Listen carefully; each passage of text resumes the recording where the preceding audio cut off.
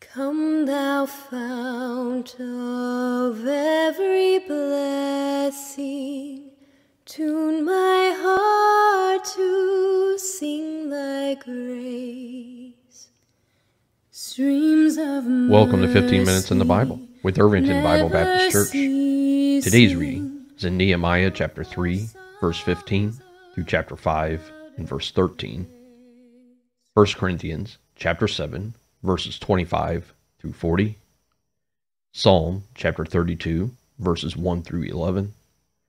And Proverbs chapter 21, verses 5 through 7. Nehemiah chapter 3, beginning with verse number 15. But the gate of the fountain repaired Shallun, the son of Kolhazin, the ruler of part of Mizpah. He built it, and covered it, and set up the doors thereof, the locks thereof, and the bars thereof, and the wall of the pool of Siloah, by the king's garden, and unto the stairs that go down from the city of David. After him repaired Nehemiah, the son of Azbuk, the ruler of the half part of Bethzur, unto the place over against the sepulchres of David, and to the pool that was made, and unto the house of the mighty. After him repaired the Levites, Rahum the son of Bani. Next unto him repaired Hashabiah, the ruler of the half part of Kaliah, in his part. After him repaired their brethren, Bavai, the son of Henadad, the ruler of the half part of Keilah. And next to him repaired Ezer, the son of Jeshua, the ruler of Mizpah, another piece over against the going up to the armory at the turning of the wall. After him Baruch, the son of Zabbai, earnestly repaired the other piece, from the turning of the wall unto the door of the house of Eliashib, the high priest.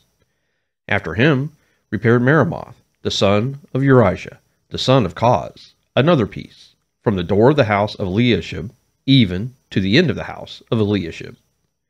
And after him repaired the priests, the men of the plain. And after him repaired Benjamin and Hashub over against their house. After him repaired Azariah, the son of Maaseiah, the son of Ananiah, by his house. After him repaired Benui, the son of Henadad, another piece, from the house of Azariah unto the turning of the wall, even unto the corner. Palal, the son of Uzziah, over against the turning of the wall, in the tower which lieth out from the king's high house, that was by the court of the prison. After him Pedaiah, the son of Parosh. Moreover, the Nethinims dwelt in Ophel, unto the place over against the water gate toward the east, in the tower that lieth out. After them the Tekoites repaired another piece, over against the great tower that lieth out, even unto the wall of Ophel. From above the horse gate repaired the priests, every one over against his house. After them repaired Zadok, the son of Immer, over against his house. After him repaired also Shemaiah, the son of Shechaniah, the keeper of the east gate. After him repaired Hananiah, the son of Shelemiah, and Hanun, the sixth son of Zalaph, another piece. After him repaired Meshullam, the son of Berechiah, over against his chamber. After him repaired Malchiah, the goldsmith's son, unto the place of the Nethinims, and of the merchants over against the gate Mifkad, into the going up of the corner. And between the going up of the corner unto the sheep gate repaired the goldsmiths and the merchants. Chapter 4. But it came to pass that when Sanballat heard that we builded the wall, he was wroth, and took great indignation, and mocked the Jews. And he spake before his brethren in the army of Samaria, and said, What do these feeble Jews? Will they fortify themselves? Will they sacrifice? Will they make an end in a day? Will they revive the stones out of the heaps of the rubbish which are burned? Now Tobiah the Ammonite was buying, and he said, Even that which they build, if a fox go up, he shall even break down their stone wall. Hear, O our God, for we are despised, and turn their reproach upon their own head, and give them for a prey in the land of captivity. And cover not their iniquity, and let not their sin be blotted out from before thee, for they have provoked thee to anger before the builders. So built we the wall, and all the wall was joined together unto the half thereof, for the people had a mind to work. But it came to pass that when Sanballat and Tobiah and the Arabians and the Ammonites and the Ashdodites heard that the walls of Jerusalem were made up and that the breaches began to be stopped, then they were very wroth, and conspired all of them together to come and to fight against Jerusalem and to hinder it. Nevertheless, we made our prayer unto our God, and set a watch against them day and night because of them. And Judah said, the strength of the bearers of burdens is decayed, and there is much rubbish, so that we are not able to build the wall. And our adversaries said, they shall not know, neither see, till we come in the midst among them, and slay them, and cause the work to cease.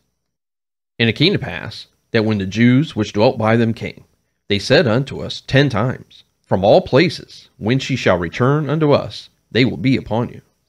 Therefore set I in the lower places behind the wall, and on the higher places, I even set the people after their families with their swords, their spears, and their bows. And I looked, and rose up, and said unto the nobles, and to the rulers, and to the rest of the people, be not ye afraid of them. Remember the Lord, which is great and terrible, and fight for your brethren, your sons and your daughters, your wives and your houses. And it came to pass, when our enemies heard that it was known unto us, and God had brought their counsel to naught, that we returned all of us to the wall, every one unto his work. And it came to pass from that time forth, that the half of my servants wrought in the work, and the other half of them held both the spears, the shields, and the bows, and the habergeons, and the rulers were behind all the house of Judah. They which builded on the wall, and they that bare burdens, with those that laid it, every one with one of his hands wrought in the work, and with the other hand held a weapon. For the builders, every one had a sword girded by his side, and so builded. And he that sounded the trumpet was by me. And I said unto the nobles, and to the rulers, and to the rest of the people, the work is great and large, and we are separated upon the wall, one far from another. In what place, therefore, ye hear the sound of the trumpet, resort ye thither unto us. Our God shall fight for us. So we labored in the work, and half of them held the spears from the rising of the morning till the stars appeared. Likewise, at the same time, said I unto the people, let every one with his servant lodge within Jerusalem, that in the night they may be a guard to us, and labor on the day. So neither I, nor my brethren, nor my servants, nor the men of the guard which followed me, none of us put off our clothes, saving that every one put them off for washing. Chapter 5. And there was a great cry of the people, and of their wives, against their brethren the Jews. For there were that said, we, our sons and our daughters, are many. Therefore we take up corn for them, that we may eat and live. Some also there were that said, we have mortgaged our lands, vineyards, and houses, that we might buy corn, because of the dearth. There were also that said, we have borrowed money for the king's tribute, and that upon our lands and vineyards. Yet now our flesh is as the flesh of our brethren, our children as their children, and lo, we bring into bondage our sons and our daughters to be servants, and some of our daughters are brought unto bondage already. Neither is it in our power to redeem them, for other men have our lands and vineyards. And I was very angry when I heard their cry and these words. Then I consulted with myself, and I rebuked the nobles and the rulers, and said unto them, ye exact usury, every one of his brother. And I set a great assembly against them. And I said unto them, we, after our ability, have redeemed our brethren the Jews, which were sold unto the heathen. And will ye even sell your brethren? Or shall they be sold unto us? Then held they their peace, and found nothing to answer. Also I said, it is not good that ye do. Ought ye not to walk in the fear of our God, because of the reproach of the heathen, our enemies? I likewise, and my brethren, and my servants, might exact of them money and corn. I pray you, let us leave off this usury. Restore, I pray you, to them, even this day, their lands, their vineyards, their olive yards, and their houses. Also the 100th part of the money, and of the corn, the wine, and the oil, that ye exact of them. Then said they, we will restore them, and will require nothing of them. So will we do, as thou sayest. Then I called the priests, and took an oath of them, that they should do according to this promise. Also I shook my lap, and said, so God shake out every man from his house, and from his labor that performeth not this promise, even thus be he shaken out and emptied. And all the congregation said, Amen, and praised the Lord. And the people did according to this promise. 1 Corinthians chapter 7, beginning with verse number 25. Now concerning virgins, I have no commandment of the Lord, yet I give my judgment, as one that hath obtained mercy of the Lord, to be faithful. I suppose, therefore, that it is good for the present distress, I say, that it is good for a man so to be. Art thou bound unto a wife? Seek not to be loosed. Art thou loosed from a wife? Seek not a wife. But, and if thou marry, thou hast not sinned. And if a virgin marry, she hath not sinned. Nevertheless, such shall have trouble in the flesh, but I spare you. But this I say, brethren, the time is short. It remaineth, that both they that have wives be as though they had none, and they that weep as though they wept not, and they that rejoice as though they rejoice not, and they that buy as though they possess not, and they that use this world as not abusing it, for the fashion of this world passeth away. But I would have you without carefulness. He that is unmarried careth for the things that belong to the Lord, how he may please the Lord. But he that is married careth for the things that are of the world, how he may please his wife. There is difference also between a wife and a virgin. The unmarried woman careth for the things of the Lord, that she may be holy, both in body and in spirit. But she that is married careth for the things of the world, how she may please her husband. In this I speak for your own profit, not that I may cast a snare upon you, but for that which is comely, and that ye may attend upon the Lord without distraction. But if any man think that he behaveth himself uncomely toward his virgin, if she pass the flower of her age, and need so require, let him do what he will. He sinneth not. Let them marry. Nevertheless, he that standeth steadfast in his heart, having no necessity, but hath power over his own will, and hath so decreed in his heart that he will keep his virgin, doeth well. So then, he that giveth her in marriage doeth well, but he that giveth her not in marriage doeth better. The wife is bound by the law as long as her husband liveth, but if her husband be dead, she is at liberty to be married to whom she will, only in the Lord. But she is happier if she so abide, after my judgment, and I think also that I have the Spirit of God. Psalm chapter 32.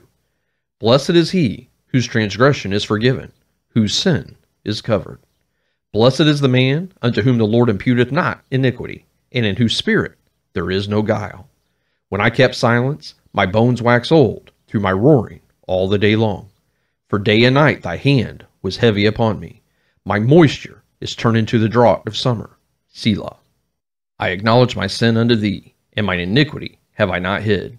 I said, I will confess my transgressions unto the Lord, and thou forgavest the iniquity of my sin. Selah.